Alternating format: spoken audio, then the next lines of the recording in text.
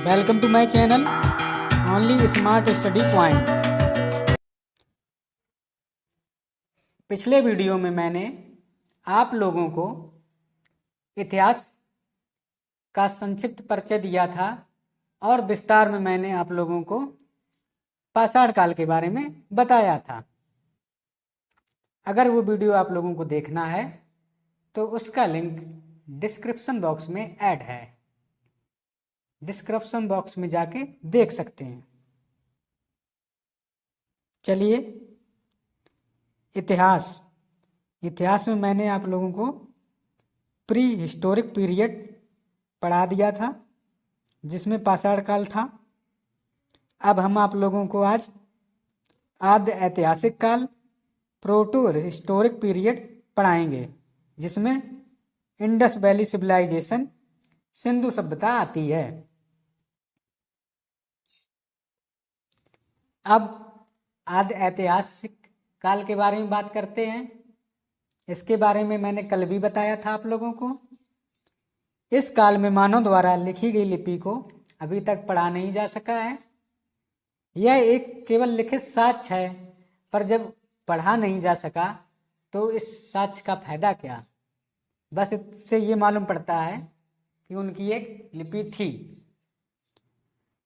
पर इस सभ्यता की जो पहचान पुरातात्विक साक्ष्य से की गई। इसमें आद्य ऐतिहासिक काल में हम सिंधु सभ्यता को रखते हैं। अब इंडस वैली सिविलाइजेशन, इसका मानक काल 2500 बीसी से 1750 बीसी सही माना जाता है, प्रमाणिक माना जाता है। सिंधु सभ्यता, इस सभ्यता की खोज सिंधु नदी के तट पर हुई थी, इसीलिए इसे सिंधु सभ्यता कहते हैं। इसकी सबसे पहली खुदाई 1921 में हड़प्पा नामक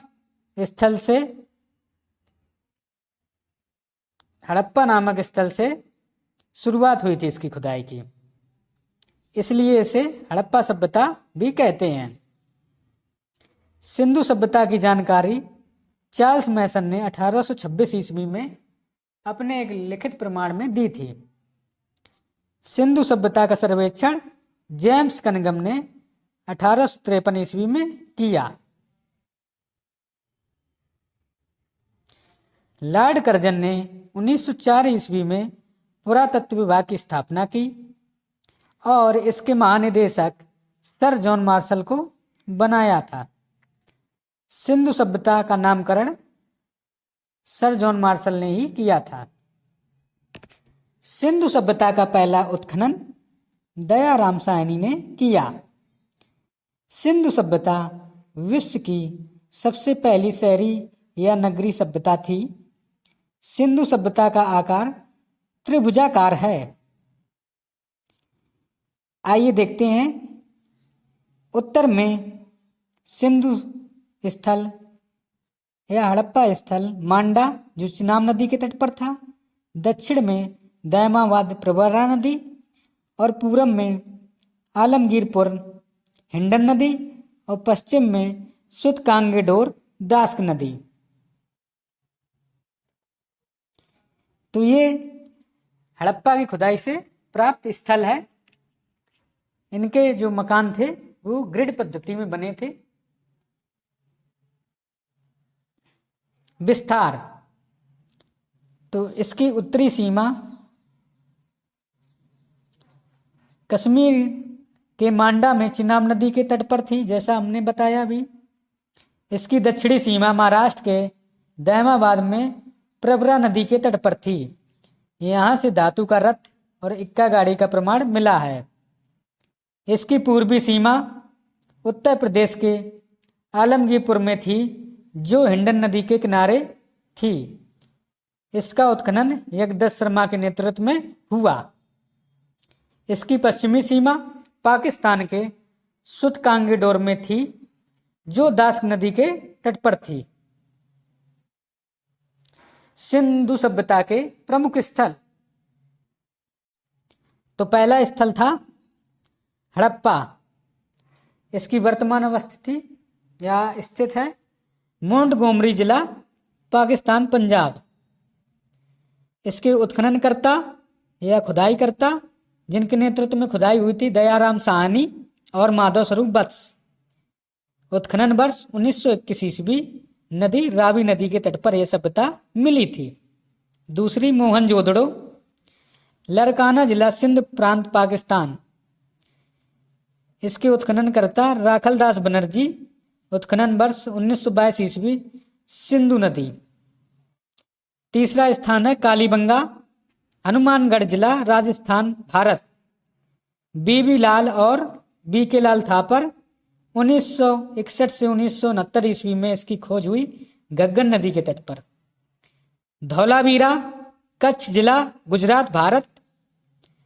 इसकी खोज रविंद्र सिंह बिष्ट ने की 1990 से 1991 ईस्वी। पांचवा लोथल, अहमदाबाद जिला, गुजरात, भारत। इसकी खुदाई रंगनाथ राव ने 1955 ईस्वी में की। फिर इसकी खुदाई दोबारा 1962 ईस्वी में भोगवा नदी के तट पर हुई। छठवां रोपड़, रोपड़ जिला, पंजाब, भारत। यज्ञदत्त शर्मा 1953 से 1956 तक इसकी खुदाई चली, सतलज नदी के तट पर। बनवाली, हिसार जिला, हरियाणा, भारत।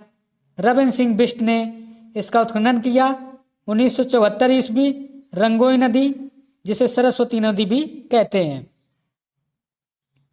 आठवां स्थल रंगपुर, काठियावाड़ जिला, गुजरात, अहमदाबाद। उत्खननकर्ता रंगनाथ राव 1953 से 1954 ईस्वी, मादर नदी। आलमगीरपुर, मेरठ जिला, उत्तर प्रदेश। यज्ञदत्त शर्मा ने इसका उत्खनन किया 1985 ईस्वी, हिंडन नदी। चन्नोदड़ो स्थान, सिंध प्रांत, पाकिस्तान। वर्तमान स्थिति गोपाल मजूमदार 1931 ईस्वी में इसका उत्खनन हुआ, सिंधु नदी। कोट दीजी, सिंध प्रांत का खैरपुर स्थान, पाकिस्तान। फजल अहमद खान ने इसकी खुदाई की 1953 ईस्वी में, सिंधु नदी के तट पर। सुतकांगेडोर, मकरान में, समुद्र तट के किनारे, पाकिस्तान। ऑरेल स्टाइन ने इसकी खोज की 1927 ईस्वी में, दास्क नदी। तो ये हड़प्पा कालीन स्थल मैप से समझेंगे।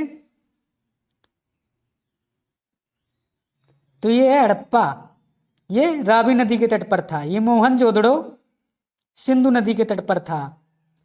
और ये लोथल जो हड़प्पा सभ्यता का बंदरगाह था, भोगवा नदी पर। चन्नूदड़ो, ये राखीगढ़ी। अब अगला मैप देखेंगे। राखीगढ़ी, बनावली, कालीबंगा, धौलावीरा, गुजरात। लोथल, गुजरात। रंगपुर, ये सभी स्थल हैं।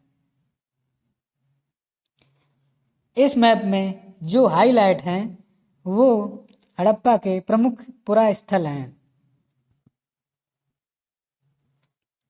जैसे मोहनजोदड़ो, चन्नूदड़ो, लोथल, हड़प्पा, रोपड़, बनावली, कालीबंगा, आलमगीरपुर और मांडा, ये प्रमुख स्थल हैं। आइए अब हम आगे चलते हैं। ये हड़प्पा नगर है, इन नदियों के किनारे बसे थे, जो हम पिछली उसमें बता चुके हैं अभी। सिंधु सभ्यता की विशेषताएं। सिंधु सभ्यता एक नगरीय सभ्यता थी। ये क्वेश्चन में बहुत बार पूछा गया है कि सिंधु सभ्यता कैसी सभ्यता थी। तो सिंधु सभ्यता एक नगरीय या शहरी सभ्यता थी।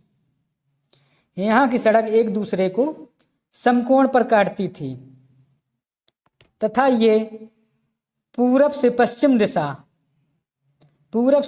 दिशा में थी जो सड़कें थी, जिससे हवा के द्वारा सड़क स्वतः ही साफ हो जाती थी, क्योंकि हवाएं पूरब से पश्चिम की ओर ज्यादा चलती हैं। सड़कें पक्की तथा नालियां ढकी हुई थीं। ये सभ्यता की मुख्य विशेषता है। सड़कें पक्की थीं और नालियां कैसी थीं? ढकी हुई। सिंधु सभ्यता का समाज 4 वर्गों में बटा था: विद्वान, योद्धा, व्यापारी एवं शिल्पकार और श्रमिक। सबसे पहले कपास पैदा करने का श्रेय सिंधु सभ्यता के लोगों को जाता है। हड़प्पा संस्कृति कांस्य युगीन संस्कृति थी, लेकिन फिर भी अधिकांश औजार पत्थर से ही बनते थे। हड़प्पाई लोग गाय, भैंस, बकरी, बैल, भेड़ इत्यादि पशु पालते थे। कुबड़ वाला सांड यह एक विशेष महत्व रखता था। यह सांड इन लोगों के लिए पूजनीय था। सिंधु सभ्यता में लेन देन के लिए वस्तु विनिमय प्रणाली प्रचलित थी, यानी वस्तु के बदले वस्तु, मतलब में मुद्रा नहीं, मौद्रिक मूल्य नहीं था। हड़प्पाई वासी मापतौल के लिए 16 या उसके आवर्तकों का प्रयोग करते थे, जैसे 16 केजी, फिर 32 केजी, फिर 48 केजी, इस प्रकार। हड़प्पाई समाज मात्र सत्तात्मक प्रतीत होता है। मृतकों के संबंध में पूर्ण समाधिकरण, आंशिक समाधिकरण तथा दाह संस्कार तीनों प्रचलित थे। हड़प्पा से RS-37 कब्रिस्तान मिला है।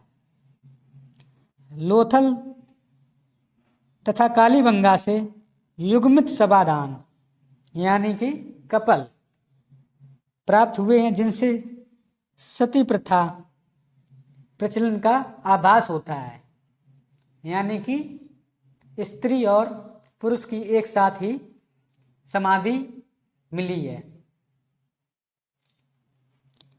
हड़प्पाई लिपि भावचित्रात्मक थी। यह लिपि दाईं से बाईं ओर लिखी जाती थी। जब अभिलेख एक से अधिक पंक्ति का होता था तो पहली पंक्ति दाईं से बाईं ओर तथा दूसरी पंक्ति बाईं से दाईं तरफ लिखी जाती थी। इसे ब्रुस्टोफैदन शैली भी कहते हैं। तो सिंधु घाटी सभ्यता की लिपि इस तरीके की लिपि थी। जो आप ये लिपि देख रहे हैं, ये लिपि थी। नेक्स्ट, धार्मिक मान्यताएं। सिंधु सभ्यता में वृक्ष पूजा तथा पशु पूजा का भी प्रचलन था। हड़प्पाई लोग धरती को उर्वरता की देवी मानते थे। यह समझते थे, बात एक ही है, स्वास्तिक चिन्ह संभवतः हड़प्पा सभ्यता की देन है। ये है स्वास्तिक चिन्ह, तो ये हड़प्पा सभ्यता की देन है। मोहनजोदड़ो से प्राप्त एक मोहर में चित्रित देवता को पशुपति शिव बताया गया है। इनके चारों ओर हाथी, गैंडा, व्याघ्र और भैंसा विराजमान है। लोथल और कालीबंगा से अग्नि वेदिकाएं प्राप्त हुई हैं।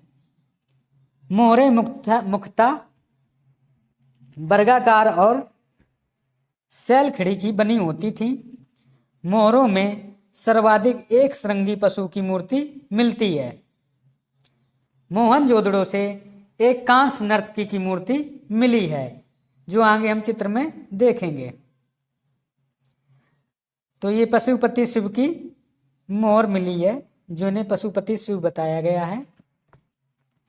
तो इसमें गैंडा, हाथी, व्याघ्र, भैंसा आदि थे जानवर, और एक श्रृंगी पशु की, जो एक सींग वाले पशु की मोहर मिली है सबसे ज्यादा। और ये नर्तकी की मूर्ति कांसे की मिली है इस सभ्यता में। और ये खंडित मूर्ति मिली है, जिसे पुरोहित की मूर्ति बताया जाता है। और यह एक स्टोरी है, जो ये एक व्याघ्र या बाघ एक पेड़ पर चढ़े व्यक्ति को देख रहा है, ऐसी मालूम प्रतीत होती है।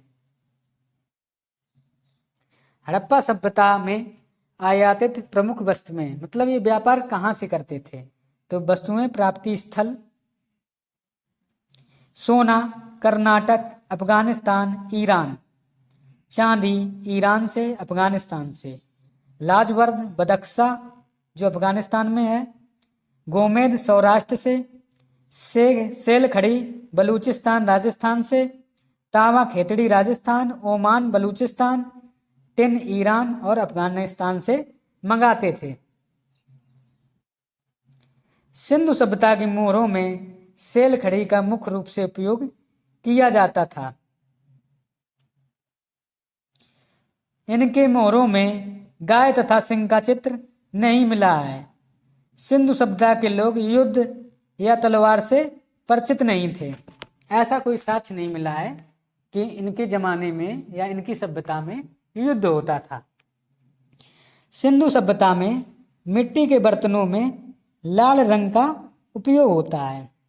सिंधु घाटी सभ्यता के लोग कृषि भी करते थे, पशुपालन भी करते थे, परंतु उनका मुख्य व्यवसाय व्यापार था। सिंधु सभ्यता के विनाश का सबसे बड़ा कारण बाढ़ को माना जाता है। कोई कोई जलवायु परिवर्तन को भी मानता है इस सभ्यता के विनाश या पतन का कारण। स्थलों से प्राप्त वस्तुएं या साक्ष्य, तो हड़प्पा से सबसे पहले देखते हैं। तो हड़प्पा के बारे में जानते हैं कुछ। पिगट ने हड़प्पा एवं मोहनजोदड़ो को एक विस्तृत साम्राज्य की जुड़वा राजधानी कहा है। हड़प्पा नामक स्थल से कुमार का चाक, श्रमिक आवास, अन्नागार, मातृ देवी की मूर्ति, लकड़ी की ओखली, RS-37 कब्रिस्तान और हाथी का कपाल, स्वास्तिक चिन्ह, लकड़ी का ताबूत प्राप्त हुआ है। यह हड़प्पा कालीन मिट्टी के बर्तन लाल रंग के होते थे। मोहनजोदड़ो के बारे में बात करते हैं। इसकी खुदाई 1922 ईस्वी में राखल दास बनर्जी ने की थी। यह पाकिस्तान के लरकाना जिले में स्थित है। यह सिंधु नदी के तट पर है। यह सिंधु सभ्यता का सबसे बड़ा शहर है। इसे मृतकों का टीला भी कहते हैं। यहाँ से प्राप्त वस्तुएं पुरोहित आवास, घर में कुआं, विशाल स्नानागार, अन्नागार, सूती वस्त्र, सभागार, कांसे की नर्तकी, पशुपति शिव, स्वास्तिक चिन्ह, तांबे का ढेर प्राप्त हुआ है। मोहनजोदड़ो का अन्नागार सिंधु सभ्यता का सबसे बड़ा भवन या इमारत थी। स्वास्तिक मोहर सर्वाधिक मोहनजोदड़ो से मिली हैं। इसमें सेल खड़ी का उपयोग होता था। किसमें? मोहरों में। नेक्स्ट स्लाइड देखते हैं। यह विशाल स्नानागार का चित्र है जो मोहनजोदड़ो से प्राप्त हुआ है, खुदाई में निकला है। चन्नूदड़ो 1931 ईस्वी में इसका उत्खनन हुआ। यह एकमात्र दुर्ग रहित शहर है। इसका मतलब इसके चारों तरफ बाउंड्री नहीं है। यही एक औद्योगिक शहर है। यहाँ से क्या क्या प्राप्त हुआ है? मेकअप का सामान, शीशा, गुड़िया, अलंकृत ईंटें, बिल्ली का पीछा करता हुआ कुत्ते के पैरों के निशान, मन का, सुई, लिपस्टिक। रोपड़ का उत्खनन जो स्थान है 1553 ईस्वी में, यह पंजाब में पड़ता है जो भारत में स्थित है। यहाँ मानव के साथ साथ पालतू जानवरों का भी सब मिला है और इसी प्रकार का जो सब मानव के साथ साथ कुत्ते का नवपाषाण काल में जम्मू कश्मीर के बुर्ज होम से मिला था। बनवाली, यहाँ जल निकासी की व्यवस्था नहीं थी जिस कारण घरों में सोखता मिला है। यहाँ की सड़कें टेढ़ी मेढ़ी। तो बनवाली का आ जाए तो बनवाली का मतलब टेढ़ी मेढ़ी, जहाँ की सड़कें टेढ़ी मेढ़ी हो वो बनवाली। कालीबंगा, इसका अर्थ होता है काले रंग की चूड़ियाँ। यहाँ से अलंकृत ईंटें, चूड़ी, जुता हुआ खेत, हल एवं हवन कुंड मिले हैं। धौलावीरा, यह गुजरात में स्थित है। यह सिंधु सभ्यता का सबसे बड़ा स्थल है। इसकी खुदाई रविंद्र सिंह बिष्ट ने की थी। अब बात करते हैं सुरकोटदा। यह गुजरात में स्थित है। यहाँ से कलश समाधान तथा घोड़े की अस्थियों के साथ मिले हैं। यह है मातृ देवी की मूर्ति जो इसकी खुदाई में प्राप्त हुई है। यह है पशुपति की आकृति एवं मोहर। लोथल, यह गुजरात के अहमदाबाद में भोगवा नदी पर स्थित है। यह सिंधु सभ्यता का बंदरगाह स्थल था और एक व्यापारिक नगर भी था। यहाँ से गोदीवाड़ा का साक्ष्य मिला है। यहाँ फारस की मोहर मिली है जो विदेशी व्यापार का संकेत है। यहाँ से युगल समाधान भी मिला है जो सती प्रथा का प्रतीक है। रंगपुर, यह गुजरात में स्थित है। यहाँ से धान की भूसी का साक्ष्य मिला है। तो ये क्वेश्चन पूछा गया बहुत बार, धान की भूसी का साक्ष्य कहाँ से मिला है? रंगपुर। सिंधु सभ्यता का सबसे बड़ा स्थल धौलावीरा है जो गुजरात प्लस पाकिस्तान दोनों में, कुछ पाकिस्तान में भी इसका हिस्सा था। पर यह सिंधु सभ्यता का सबसे बड़ा स्थल तब था जब तक राखी गढ़ी की खोज नहीं हुई थी। तो भारत में सबसे बड़ा स्थल राखी गढ़ी हरियाणा में है। सिंधु सभ्यता का सबसे बड़ा शहर मोहनजोदड़ो है। ये MCQ है जो हम आपको नेक्स्ट वीडियो में प्रैक्टिस कराएंगे। आज का वीडियो कैसा लगा कमेंट बॉक्स में जरूर बताएं। Only smart study always with you. Channel में विजिट करने के लिए बहुत बहुत धन्यवाद। Thanks for watching this video.